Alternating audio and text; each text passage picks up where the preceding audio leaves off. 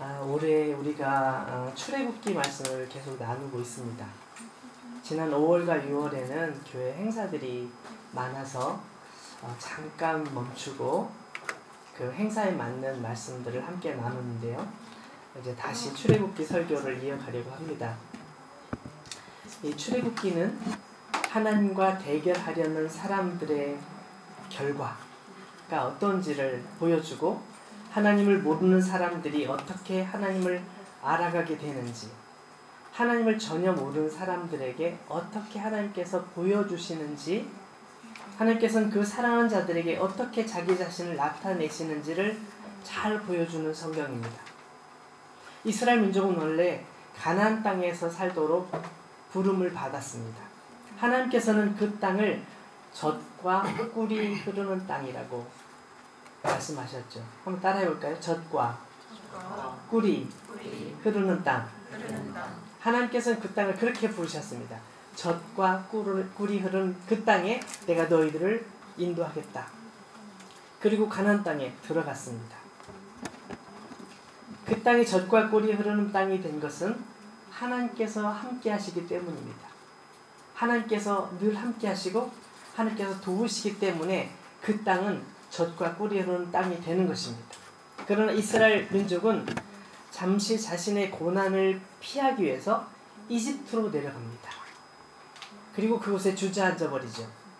당시에 이집트는 정치적으로, 경제적으로, 문화적으로, 사회적으로 엄청난 나라였습니다.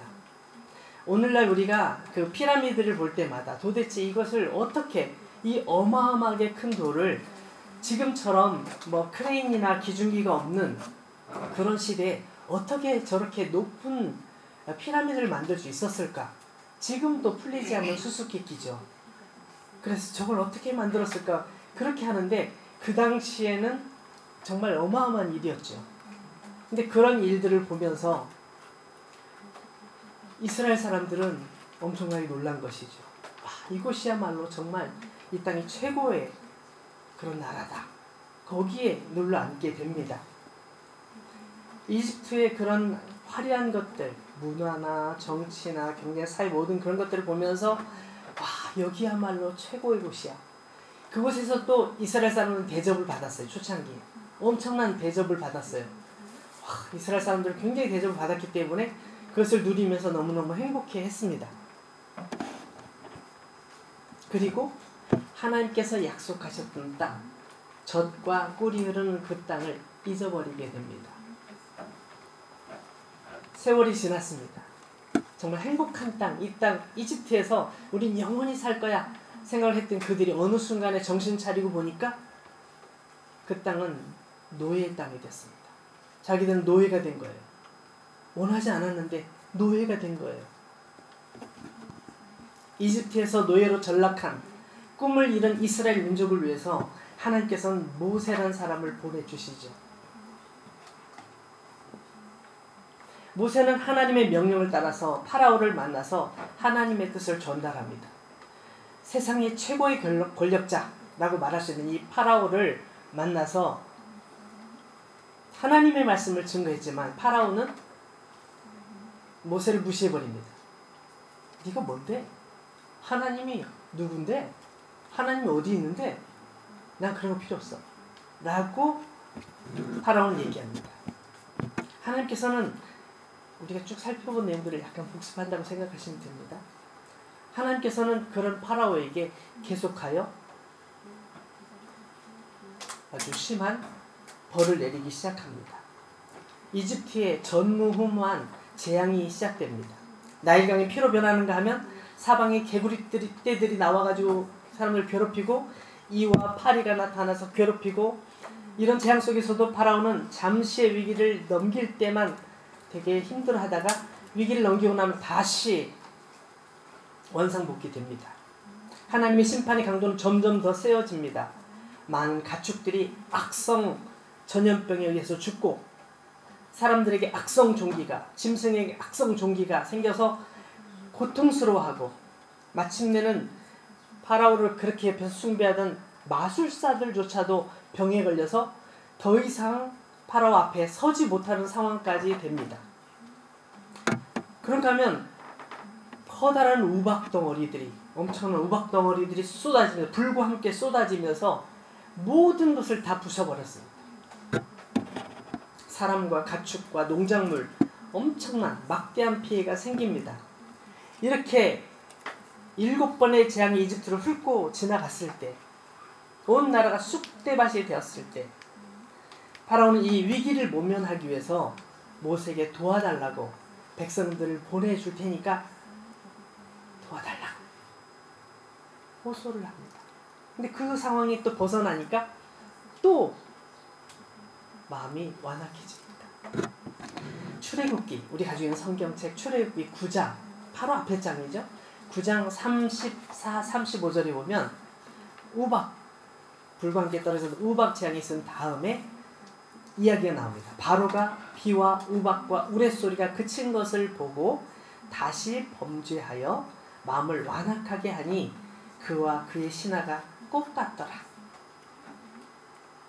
우리 이집트에 자존심이 있지. 어떻게 노예들이 섬기는 신을 우리가 따라서 순종할 수가 있어?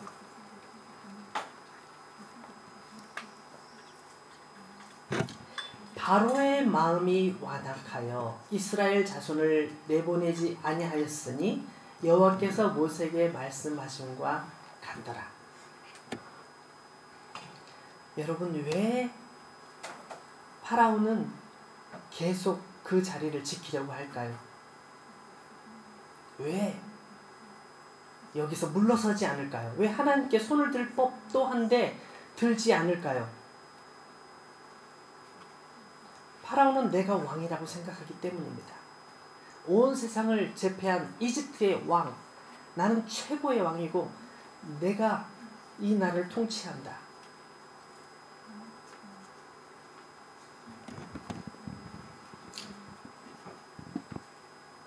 여러분, 이것은 굉장히 중요합니다. 오늘날 많은 사람들이 자기 자신을 왕처럼 생각합니다. 내가 말하는 게 중요해. 내가 생각하는 것이 중요해. 내가 결정하는 것이 중요해.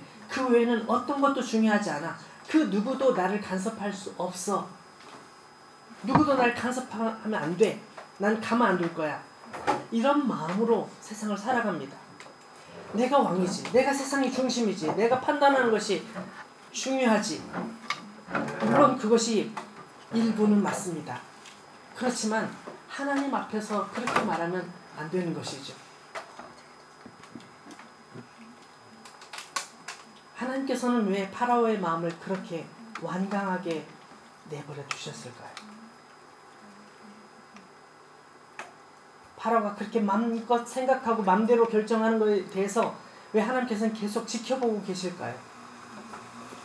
오늘 말씀 보니까 첫째, 내가 1, 2절 말씀을 한번 보세요. 내가 하나님인 표시를 그들 중에 보이시기 위해서입니다. 두 번째는 하나님을 잊은 하나님의 자녀들, 이스라엘 민족을 말하죠. 하나님을 잊어버렸던 하나님의 자녀들에게 내가 하나님이야. 내가 너희를 돕는, 너희와 함께하는, 너희의 인생을 주관하는 하나님이란다. 내가 어떤 존재인지를 보여주마 라고 보여주기 위해서 하나님께서는 이 모든 상황들을 그대로 놔두시는 것입니다. 여러분, 시편 18편 25절부터 27절 말씀을 보니까 굉장히 중요한 고백이 있어요. 제가 한번 읽어보겠습니다. 자비로운 자에게는 주의 자비로우심을 나타내시며 완전한 자에게는 주의 완전하심을 보이시며 깨끗한 자에게는 주의 깨끗하심을 보이시며 사악한 자에게는 주의 거스르심을 보이시리니. 이게 무슨 얘기인지 한번 생각해 보세요. 자비로운 자에게는 주의 자비로우심을 나타내신대요. 사람들 사랑으로 돌보고 힘든 사람 도와주고 이러는 사람을 하나님께서 지켜보시다가 너 지금 힘들지? 너도 힘든데 어떻게 그렇게 돕니? 내가 너를 책임질게. 내가 너를 도와줄게. 너가 그렇게 사람들을 사랑하는 마음으로, 자비로운 마음으로 돕는 것처럼 나는 너를 도울 거야. 하나님께서 그렇게 하신다. 완전한 사람들, 내가 완전해. 난 완벽해. 난 실수도 안 해. 난 말실수도 안 해. 그렇게 말하는 사람들에게는 하나님께서 야, 너가 정말 완벽해? 진짜 완벽한 게 뭔지 보여줄게. 그러니까 하나님을 만나면 나는 아무것도 아니었구나. 내가 완벽한 줄 아는데 나는 아무것도 모르고 있었고 아무 능력도 없고 나는 완벽한 게 아니었어. 그렇게 보여준다는 거예요. 깨끗한 자에게는 주의 깨끗하심을 보이신대요. 내가 깨끗해. 내가 무슨 죄가 있어.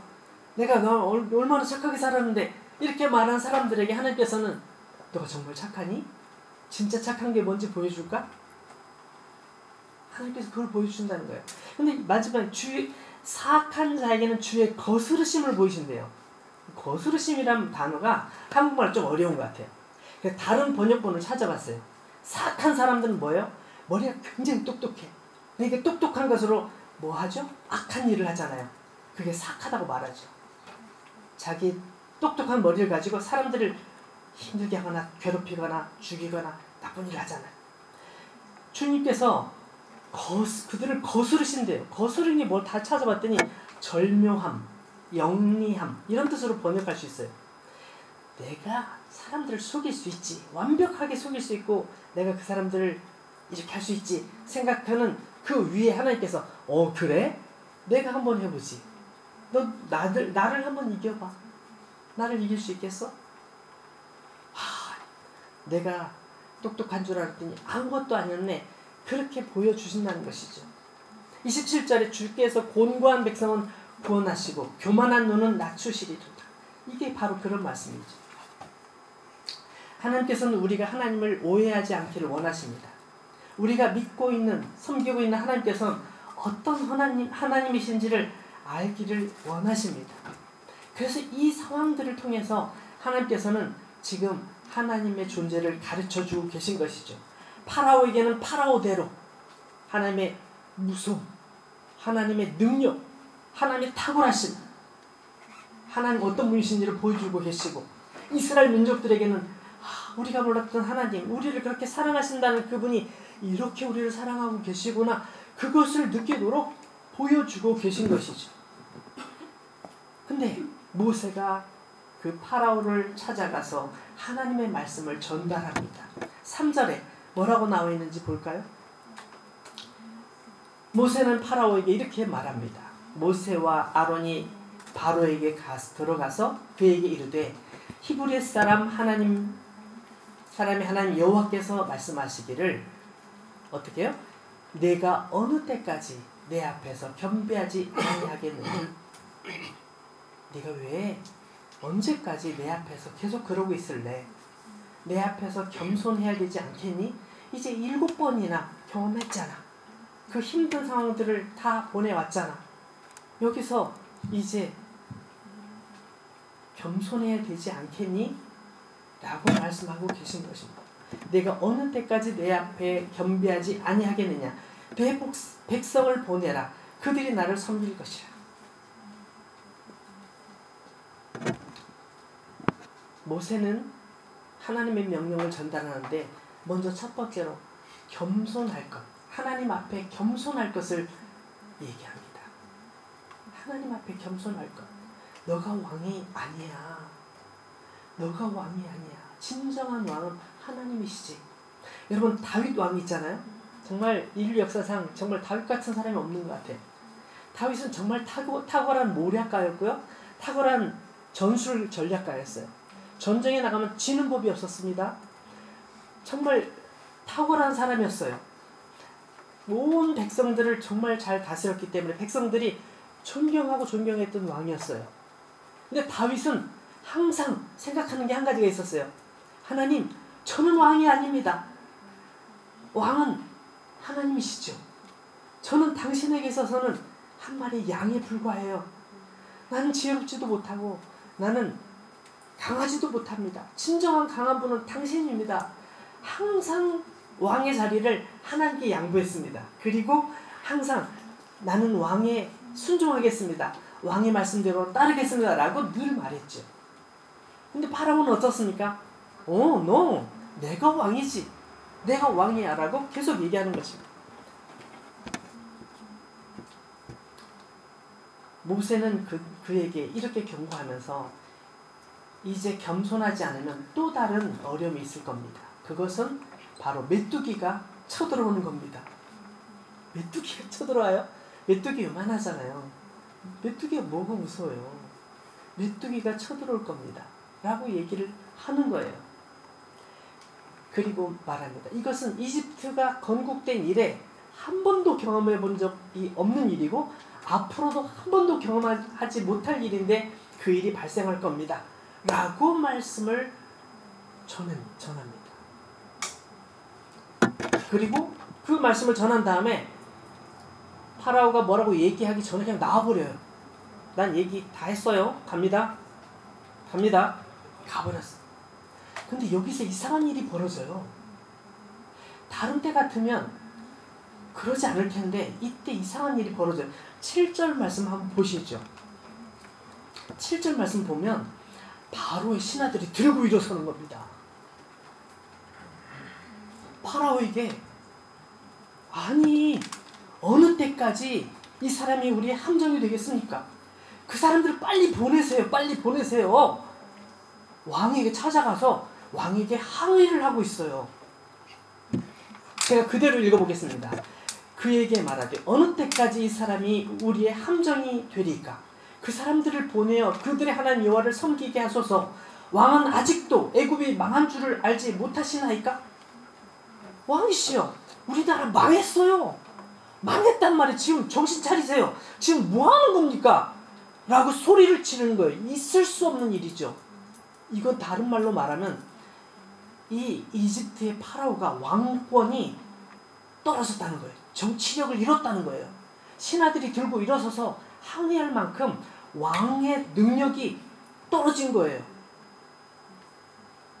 과거엔 있을 수 없는 일인데 나라가 계속 7번이나 재앙이 일어나면서 8번째 재앙이 예고되니까 신하들이 들고 일어선 겁니다.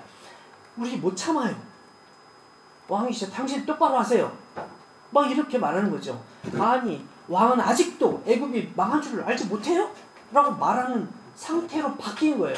이게 정말 끔찍한 거죠. 이 파라오 입장으로는 자기 왕자가 흔들흔들하고 있다는 사실을 직감하는 거죠. 근데 거기 8절 말씀 보니까 거기서 신하들이 끝나는 것이 아니에요. 8절 보니까 모세와 아론을 바로에게로 다시 끌고 와요. 데려와요. 막 모시고 와요. 모시고 와가지고 파라오 앞에 딱 세워놓고 자, 빨리 회담을 하십시오. 빨리 얘기하세요. 빨리 모세에게 얘기하십시오. 라고 강요를 하는 거예요.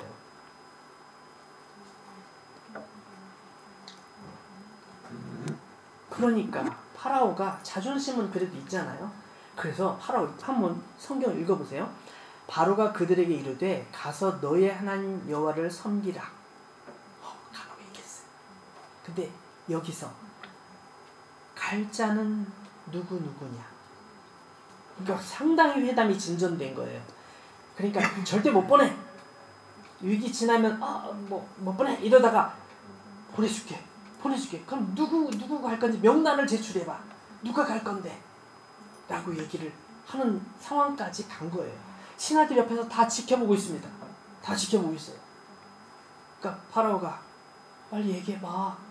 이렇게 말하고 있는 거죠. 그런데 모세가 9절 말씀 보니까 우리는 남자, 여자, 어른, 아이 할 것 없이 다 갈 겁니다. 다 가서 하나님께 예배를 드릴 겁니다. 그리고 우리가 예물로 드려야 되니까 소나 양이나 이런 가축도 데리고 갈 겁니다. 다 간다는 거잖아요. 다. 그러니까 여기서 파라오가 더는 물러설 수가 없었던 거예요. 그건 안 되지. 있을 수 없어. 그건 안 되지. 왜? 빨리 가! 쫓아내버리듯이 모세를 보냅니다. 그러니까 굉장히 많이 회담이 진전된 듯 했지만 결국 자기 자신을 버릴 수가 없어요. 자기 자존심을 놓칠 수가 없는 거예요. 여러분, 우리가 하나님 앞에서 자기 자존심을 세우면 어떻게 됩니까? 좋은 결정일까요? 이 결정이 잘한 결정일까요?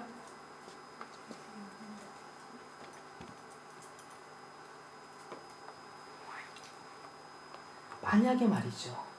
파라오가 하나님께 겸손했다라면 어떻게 됐을까요? 파라오가 하나님의 경고를 주위에서 들었다면 어떤 일이 벌어졌을까요? 모세는 파라오가 충분히 알아들을 수 있을 만큼 하나님의 속마음을 다 가르쳐줬어요. 하나님의 속마음을. 파라오가 그래, 내가 겸손하지 못했어. 이제 내 미천 다 드러났으니 이제부터는 나도 모르겠어. 하나님 뜻대로 해보자. 하나님 뜻대로 하겠습니다. 다 보내겠습니다. 이렇게 했더라면 어떤 일이 벌어졌을까요? 아마 역사는 달라졌을 거예요. 여러분 이 말씀을 꼭 찾아봤으면 좋겠는데요. 우리 구약 성경 이사야 성경이 있어요. 이 말씀은 여러분 꼭 찾아보세요. 이사야 55장. 이사야가 어디 있을까요? 시편, 잠언, 전도, 아가, 그 다음에 이사야가 있죠. 이사야 55장. 이사야 55장 6절부터 8절까지 제가 읽어볼게요. 이건 너무너무 중요한 말씀이에요. 그래서 여러분이 꼭 찾아보라고 얘기하는 거예요. 자, 제가 읽어볼게요. 너희는 여호와를 만날 만한 때에 찾으라. 가까이 계실 때에 그를 부르라. 만날 만한 기회가 왔을 때 놓치지 말라는 거예요. 하나님께서 가까이 계실 때, 지금 파라오의 입장은 지금이 바로 하나님을 만날 수 있는 절호의 찬스고 하나님과 뭔가 소통할 수 있는 찬스인데 놓치고 있잖아요.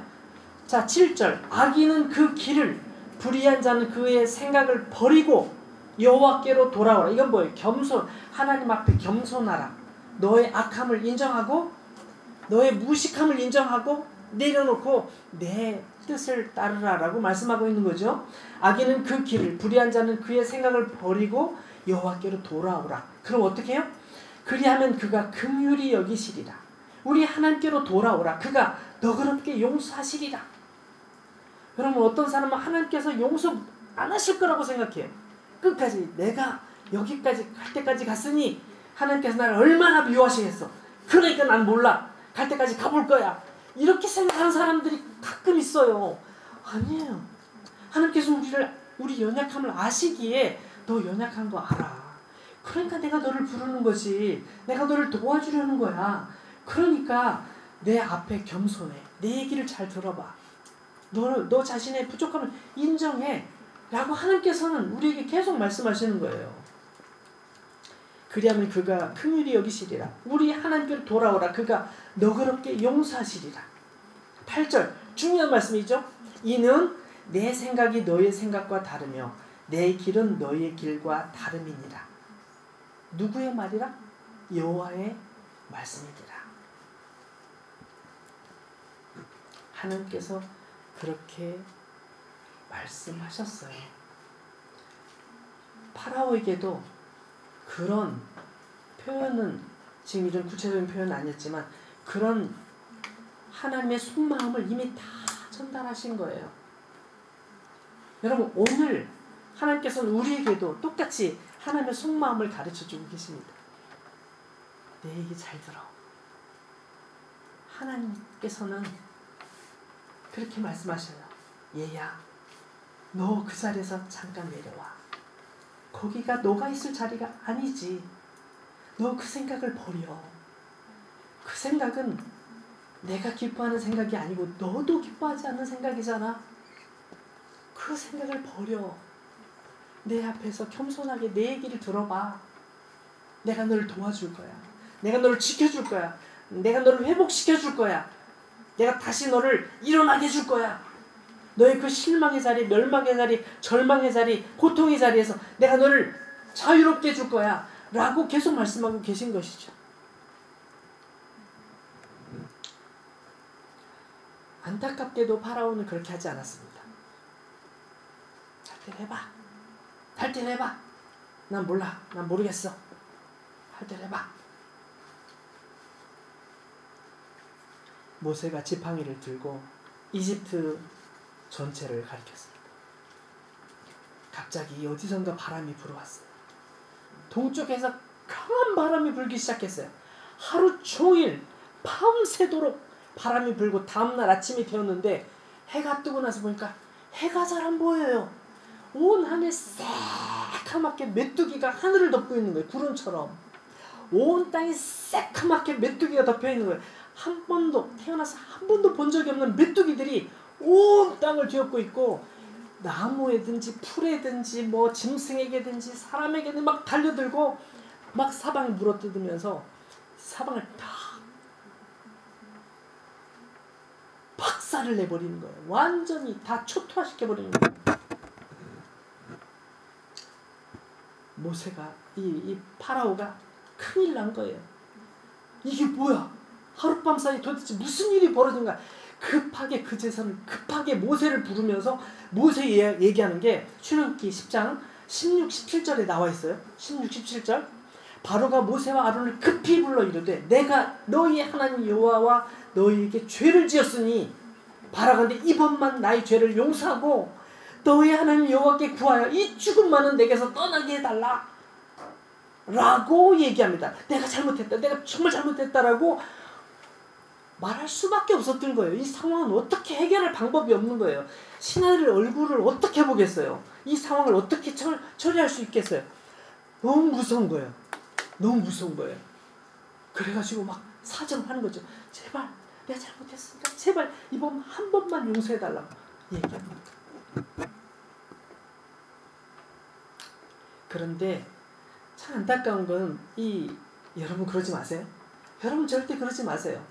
파라오는 이 위기가 넘어가니까 또 마음이 변해요. 그래서 몰라. 간신히 위기 못 면했으니까 몰라. 파라오는 지금 8번째 재앙을 겪으면서 계속 그러는 거예요. 첫 번째 때도, 두 번째 때도, 세 번째 때도, 네 번째, 5번째, 6번째, 7번째, 8번째 계속 상황이 조금 좋아지는 듯 하면 하나님께서 좀 풀어주시면 됐네. 여러분 우리는 그러면 안 돼요. 우리 계속 매맞으면서 하나님께 혼낼 필요가 있어요? 그럴 이유가 있습니까? 로마서 1장 28절에 보면 이거에 대해서 우리가 참고할 만한 아주 좋은 말씀이 있습니다. 로마서 1장 28절에 뭐라고 나왔냐면 또한 그들이 마음에 하나님 두기를 싫어하매 하나님께서 그들을 그 상실한 마음대로 내버려 두사 합당하지 못한 일을 하게 하셨으니 이렇게 되어 있어요. 하나님을 마음속에 두려고 하는 마음이 없어요. 1도 없어요. 그래? 알았어. 너가 하고 싶은 대로 한번 해보자. 너가 언제까지 그렇게 할 거니? 하나님께서는 계속 그런 메시지를 주셨을 거예요. 파라오에게도. 여러분에게도 계속 주시죠?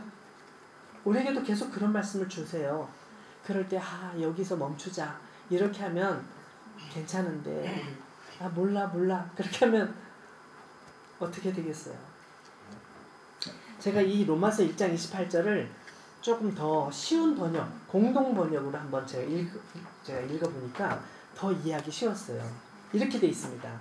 인간이 하나님을 알아보려고도 하지 않았기 때문에 하나님께서는 그들이 올바른 판단력을 잃고 해서는 안 될 일을 하게 내버려 두셨습니다.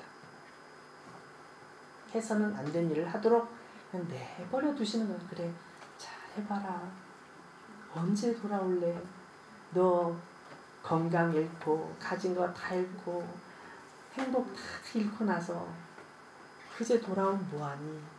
약간 그런 느낌인 것이죠. 여러분 하나님의 속마음은 이때나 지금이나 똑같아요. 제가 이 말씀을 준비하면서 하나님의 속마음이라고 제가 설교 제목을 정했는데요. 정말 하나님의 속마음을 우리가 아는 듯 하면서도 잘 모르는 것 같아요. 하나님 뜻대로 살겠습니다. 힘들 때는 막 이렇게 하다가도 조금 편안해지면 금방 잊어버리고 하나님의 마음을 기쁘시게 하는 삶보다는 내가 편한 대로 내가 기쁜 대로 살려고 하는 것 같아요. 마지막으로 제가 한 구절만 읽고 마칠게요. 이거는 제가 좀 전에 소개했던 다윗 왕이 하나님께 드린 그런 고백이에요. 한번 찾아볼 사람 찾아보세요. 시편 4편 7절 말씀이에요. 저는 이 다윗처럼 우리 모두가 살았으면 좋겠어요. 다윗처럼 이런 고백을 날마다 아침에 눈을 뜨면 이 고백, 잠잘 때도 하나님 이 고백 이렇게 했으면 좋겠어요. 시편 4편 7절 말씀 우리 찾은 분들 같이 읽어볼까요? 시작.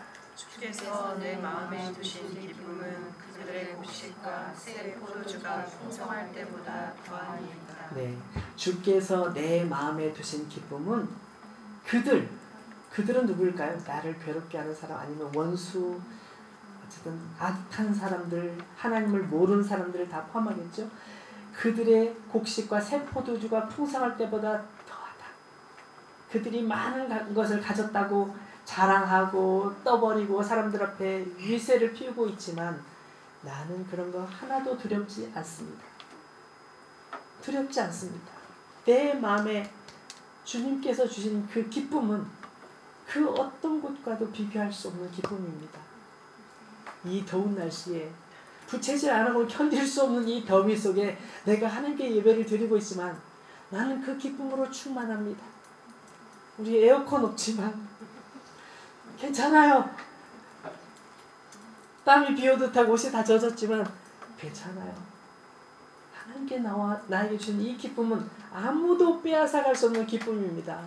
나는 이 기쁨을 평생에 영원히 누리길 원하고 우리 자녀들도 이 기쁨을 누리길 원하고 우리 자녀의 자녀들도 이 기쁨을 누리기를 원하고 내 생명 다하는 그 순간까지 나는 이 기쁨으로 충만하여 살겠습니다. 이게 다윗의 고백이고 또 우리의 고백이 돼야 되지 않겠습니까? 하나님의 속마음을 누가 알 수 있을까요? 하나님의 본심, 하나님의 속에는 사랑밖에 없습니다. 우리를 향한 사랑, 우리를 향한 변화없는 사랑, 돌보심, 긍휼과 자비하심이 항상 우리에게 있습니다. 이 사실을 놓치지 마시길 바랍니다. 아멘.